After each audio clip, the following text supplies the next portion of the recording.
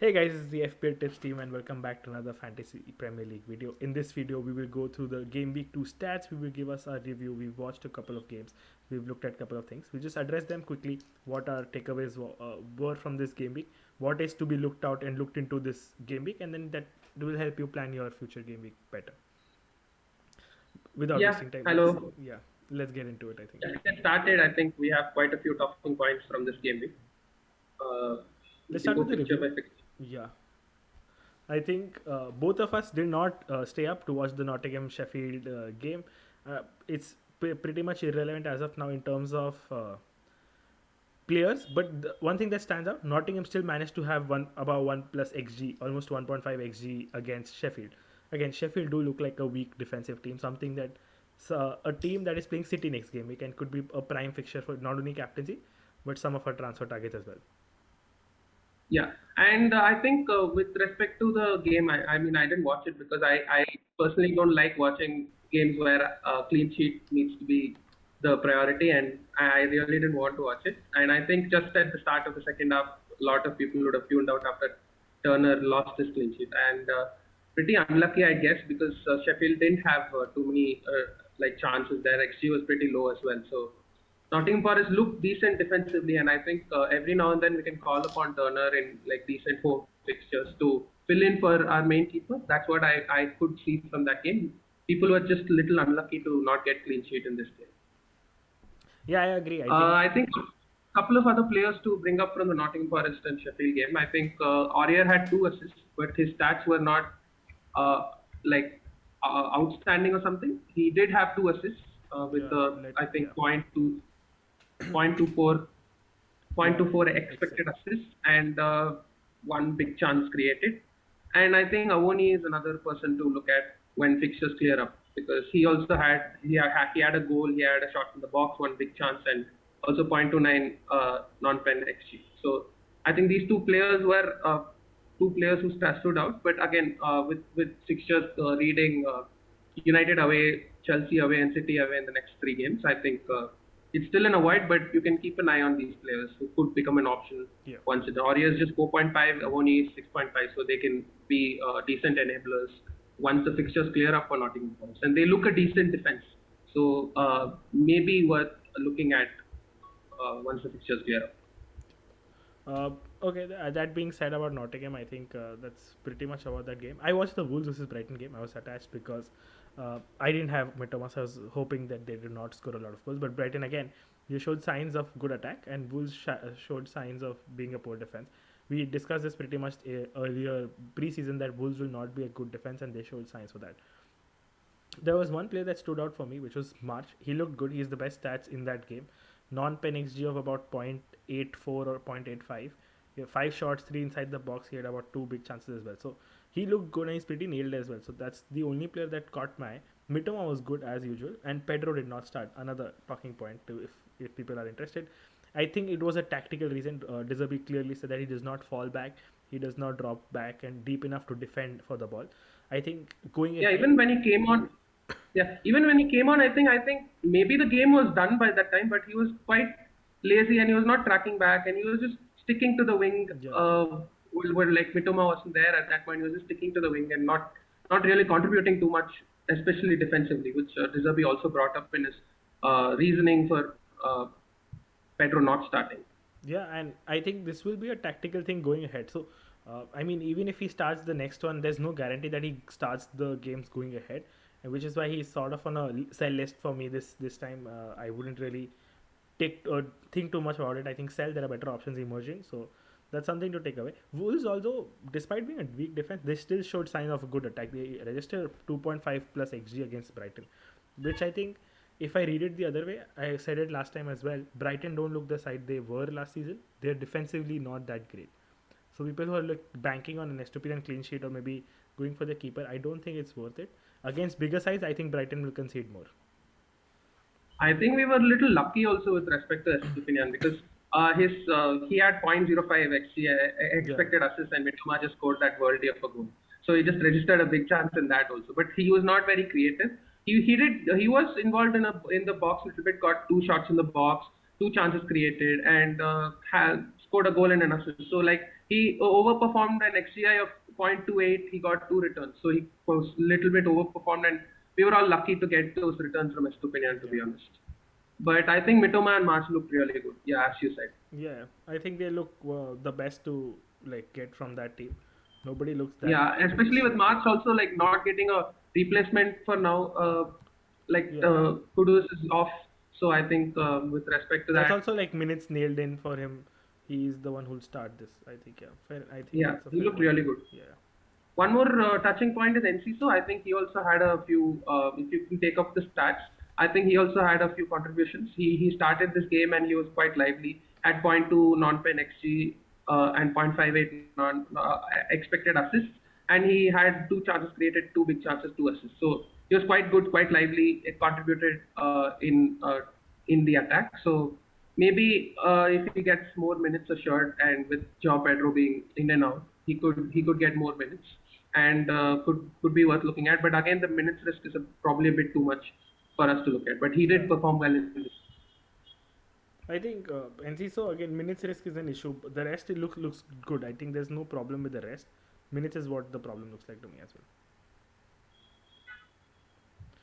Moving on, the next game we had was Fulham versus Brentford. Again, I watched this game very closely. I had my assets playing in this game and my differentials as well. So we had Buemo who got really lucky with that haul.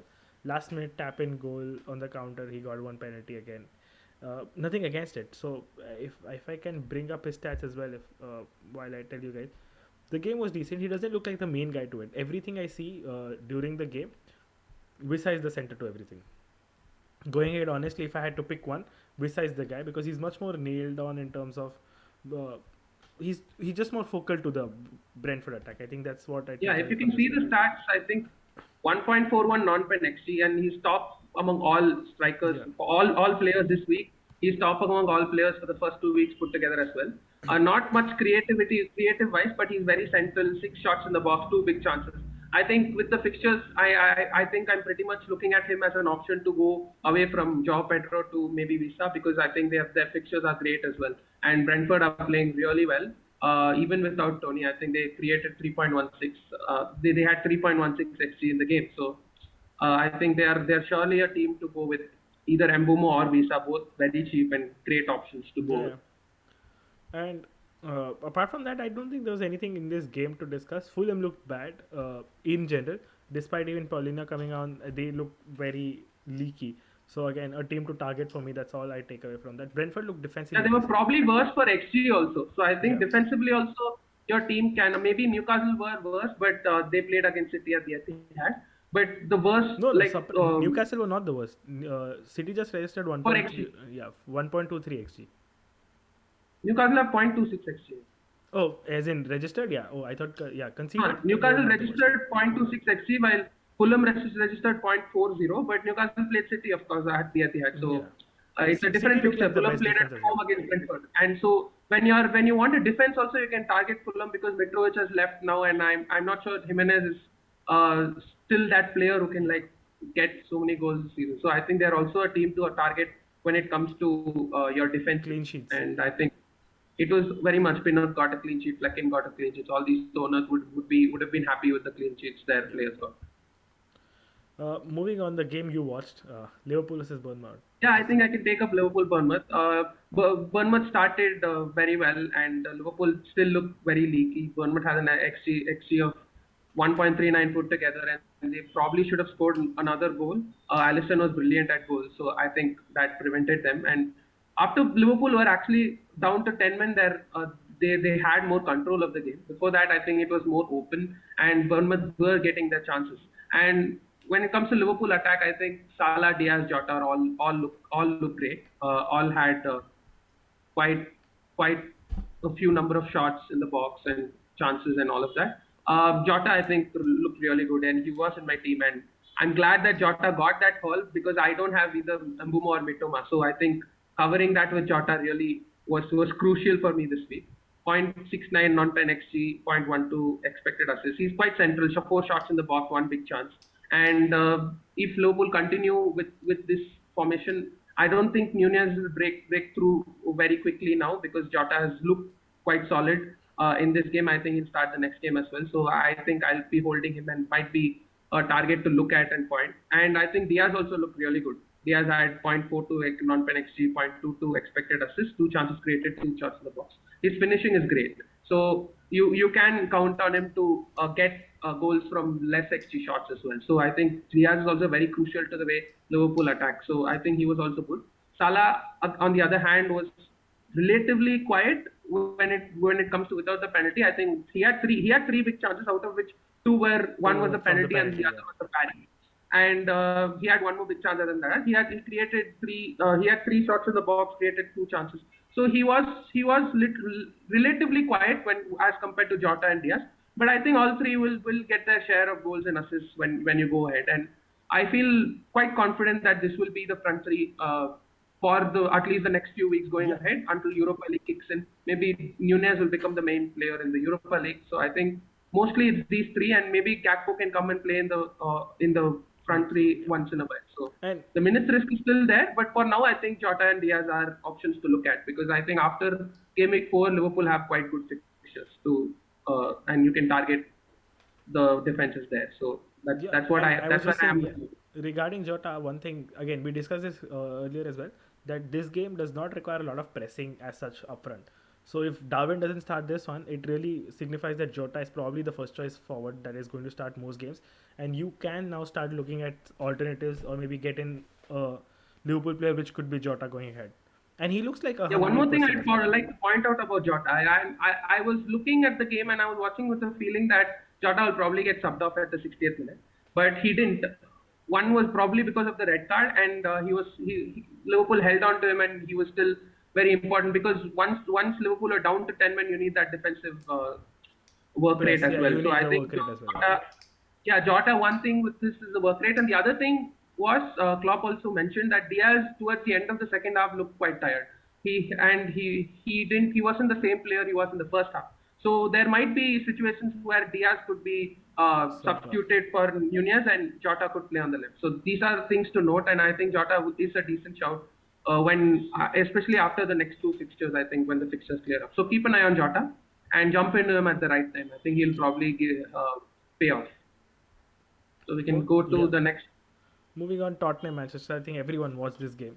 Pretty open, Yeah. equal. I think both team had like five big chances, four chances conceded, sort of a situation. Both teams equal, almost equal XG. Uh, although a player from United, I think I'll take up United if that's okay. Yes, Yeah, yes. because I watched United's, like I was watching more inclined towards the United team because I had their players. Out of the stats, two things that stand out for me.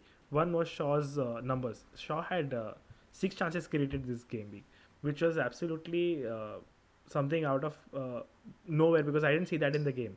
Although on paper he had six chances, and even Bruno had about four chances created. He had like two big chances. He had 4 or 5 shots. I think overall he had a good performance. He probably dodged a lot of points there, but he should have won. So, sort of a tricky situation going ahead. But United don't look great overall. If it was not Nottingham, I would not hold on to United assets. That's the thing. With respect to Bruno, I just want to hold on to him because he had such good numbers Yeah, against he has good numbers point and he's 0.84 got penalties. Yeah, non-pen XC, 0.54 expected assists, and he is a good player with a good team with good fixtures. So it doesn't make sense to remove Bruno now because he's but due a haul, and you've missed out on it, and you'll be kicking yourself if you remove Bruno and he hauls against but Nottingham Forest. like So the non-pen XG that you see is mostly because of that one header he missed. That was an open chance.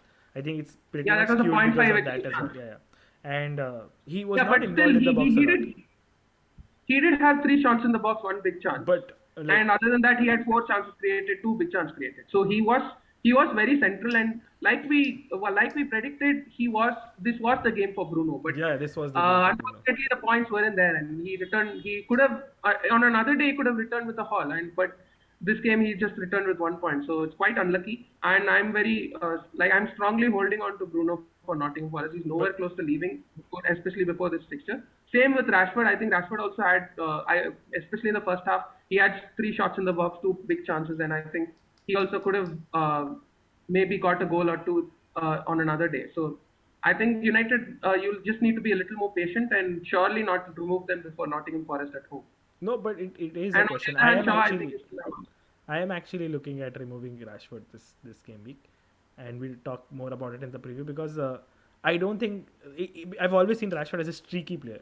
So once I see that streak coming in, he'll probably continue that. As of now, it doesn't look like. Then the second thing is, I think there could be. I sense there could be a change in the next game week where he plays on the left. Sancho is played up top, so that's something to monitor as well.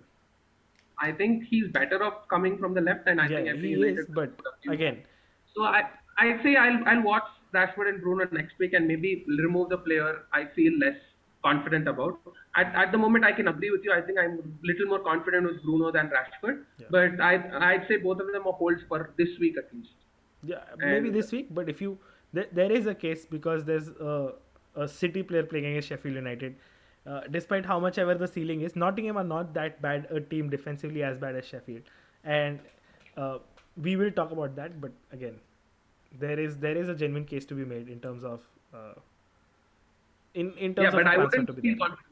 I just see that both of them are as good fixtures for good players, and I wouldn't want to like just it's just like a very sideways move, Yeah, at least for game week 3. So we can discuss more about that in the preview. But for now, I think I'm holding both of them, and maybe we can talk about City in a while. But let's just touch upon Spurs.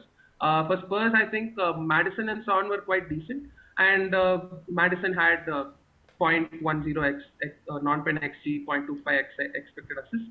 And Son also was quite good. He had 0.51 put together expected goal involvements, and he had 4 chances created, one big chance created. Maybe he should have returned as well. Quite unlucky because both teams created more than 2 xgs, and none of the popular assets came out with returns. So other than the Tottenham defense, none of the popular assets came out with returns, which is returns. Yeah, quite unlucky. But I think it looks good. Madison limped off. I think there were reports that he crutches. went Yeah, off the stadium in crutches, but I like we were told that it's not too serious. So maybe wait and watch for press conferences before jumping into Madison. But Madison is also probably another another player to target if you want to move away from the United midfielders. So and and Son also looked quite good. Maybe maybe wait and watch more for Son. I think let's yeah, I see think how. also the penalty situation will swing it between Son, Madison, and Richarlison. I think Yeah, there's and I another think thing I want. Richarlison looked relatively quiet this game. I don't Yeah, think he had any shots also, and he was very quiet this game. And he's been quiet for 2 games now. two So games now. maybe Yeah, again, I'm just and tied even between who's the best. Anglais So that's mentioned that he wants another striker. That he wants people to feed more into Richarlison. He wants more out of Richarlison. So something to note now. I was hmm, just saying that yeah, two other points that I want noted in the Spurs game was important. Udogi is really attacking, but he got subbed off early. So again, there's some slight of chances that it will continue happening going ahead as well. Second is Sar. I think Sar at 4.5 million as a midfielder was too good. He had like five shots in the five game. shots. Inside the box, 4 shots. I think he had a decent XG as well. So he is looking good, and I think you can look at him in terms of a 4.5 million midfielder if you want to add a wildcard, especially. Moving in Yeah. ahead, I think nothing much from Spurs. City versus Newcastle, again, a game you watched. I was. Go ahead, take that up. Foden, my God, he was too good. I just thought like from footballing point of view, he was just running the show, and like everything was going through him. This match, you could just see that the absence of Kevin De Bruyne as Foden has really stepped up, and he created 7 chances, 2 shots in the box, and yeah, he was just playing the ball through to Alvarez, through to Haaland constantly. He was just getting the ball, trying to uh, move through the space and then find either Haaland or Alvarez. I think Yeah. he's looking really good in that position. Maybe the goal threat is little less, but assist threat is very high. Has skyrocketed with De Bruyne not being there. Surely one to look at with the fixtures reading Sheffield United away and then a few other great fixtures after that. So I think Foden was standout performer in this game. The other City assets, I think Alvarez had a goal, but he that was the only shot in the box he had, and he from a The point only one shot one he had, not just the XG, shot in the box. He had the only shot. yeah, the only shot he had and 0.11 non-pen XG. I think he got a little lucky. Yeah. He's also in my watch list along with Visa and Jackson as João Pedro replacements, but I think he's probably third in that. And Haaland, Capners were also unlucky this week. I think he had 4 shots in the box, and yeah, he had 4 shots in the box, 1 chance created, 0.42 xg, and he also looked he scuffed a few of his shots, so might have been unlucky. Maybe could have come out with a goal or two. So yeah, credits the players who actually went, either Salah or Watkins captainers this week. Maybe like they at least gave a return. Um, but yeah, I think not much else to talk about Haaland.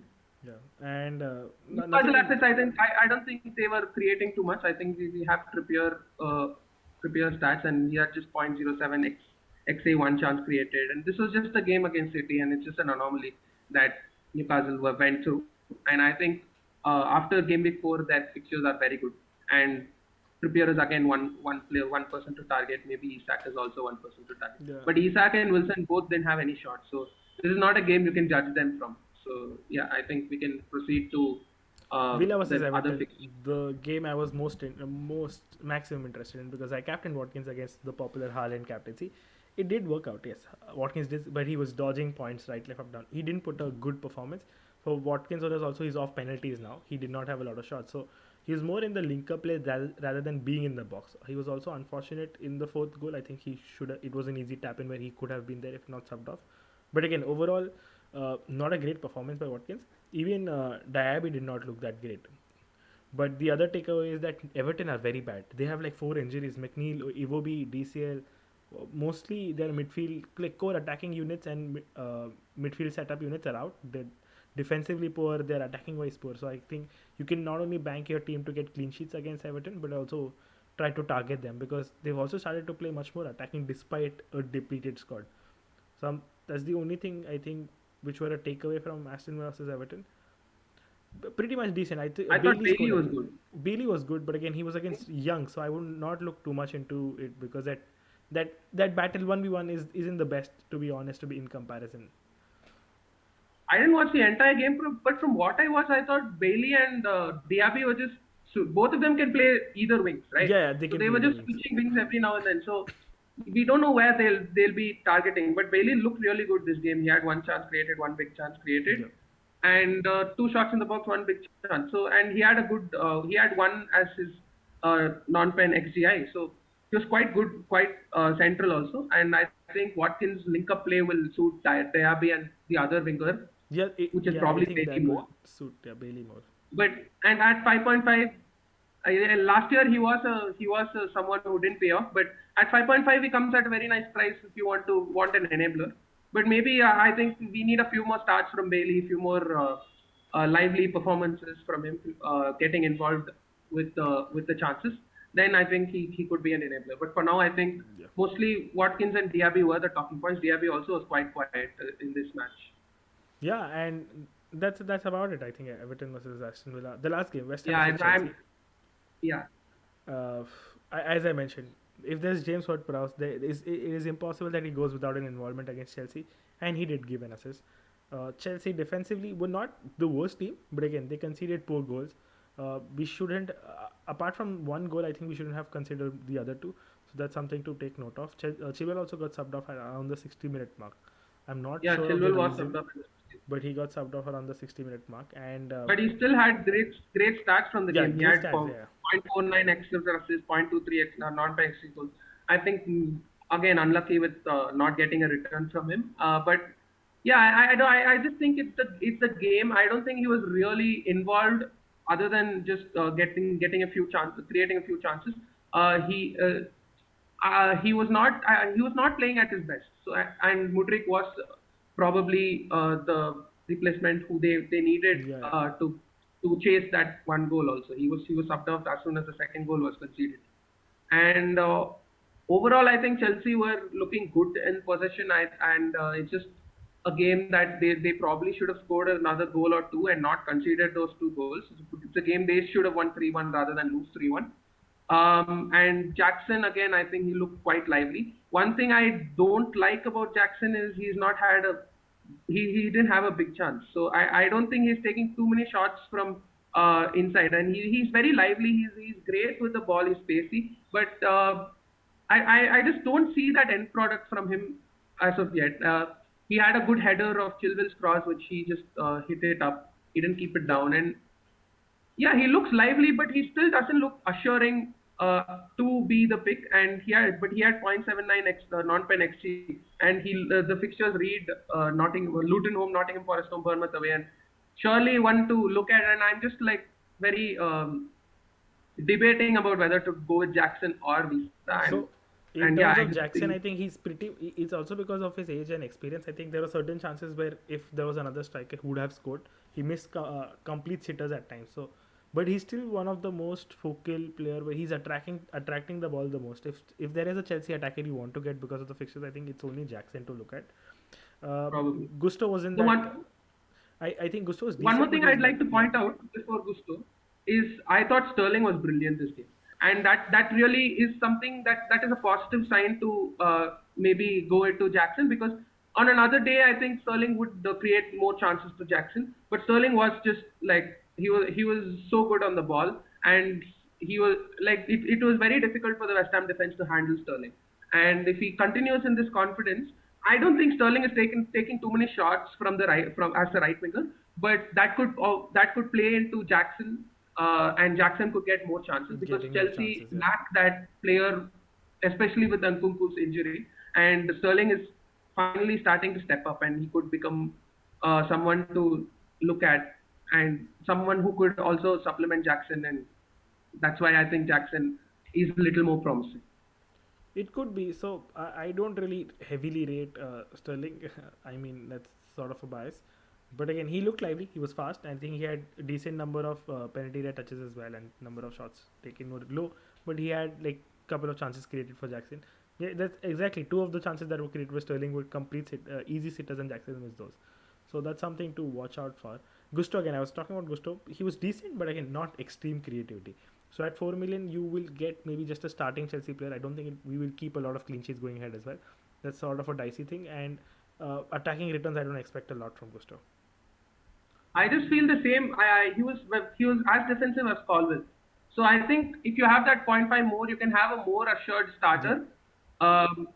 Especially if Reece James comes back in like 4 5 weeks, I think Colville will play as that, and he's more like playing as a left back, and Chilwell's playing as a left winger sort of thing. yeah. And Colville also had a shot in the box, and probably a more assuring player at 4.5 rather than Gusto at 4. So I'm slightly leaning towards Colville as the best Chelsea defensive asset, other than Chilwell, with ahead of Gusto. What do you think? Yeah, I think fair enough. I mean, Colville is probably more nailed and has like more shots through set pieces and chances through set pieces. So something to actually note for, and like that can actually help the case of Colville more than Gusto. Gusto is fine at 4 million, but I wouldn't want to waste my third spot. Maybe even Sanchez getting save points. If he starts getting more save points, I think he's a better option at 4.5. Yeah. And you know Sanchez is like historically good for bonus points because of his passing, so that's also that adds up to his appeal. I think Yeah, I yeah, think so. When you look at the best Chelsea defensive assets, I'd probably have it Colville, Sanchez, and then Gusto. yeah. But Between the three of them, I Sanchez, think yeah, especially because I don't want the goal, want to do a goalkeeper transfer, and I think I'm yeah, content with Jackson, Johnston as my goalkeeper. So yeah, that's how I stand with them right now. yeah. That's I think between the three of them, I would rank them the same way. Yep, There's I one more think fixture which hasn't happened yet, which is Crystal Palace Arsenal, which will have a lot of takeaways, and maybe we can have a short video on yeah, discussing we about can do a the short Arsenal one. Yeah, game. Especially Gabriel is one to look out for whether he starts and how he's involved in this game. So yeah, that's with the fixtures this week. yeah. That's it. We just quickly just show the slides of the stats we've taken up, digging up, and talking about. If you feel like you can pause this video at this point and then look at the stats. This is the stats for the forwards. Moving on, we have the stats for the midfielders, and lastly, we have the stats for the defenders. I think there you go. These are just the stats that we've taken and talking about. You can take a look at them. Feel free to use them in the future game weeks and your future planning. And if any point you enjoy this video, please hit the like button. If you're new to the channel, consider subscribing. And we will be back with a preview sort of a video, maybe a deadline preview stream. Let's see. But there will be a more in-depth video where we try to address more questions, more permutation combinations. There's a lot of to discuss in terms of what forward, how many transfers, because most of us have two transfers now. So maybe a -4 could be on the card. So a lot of things to discuss there.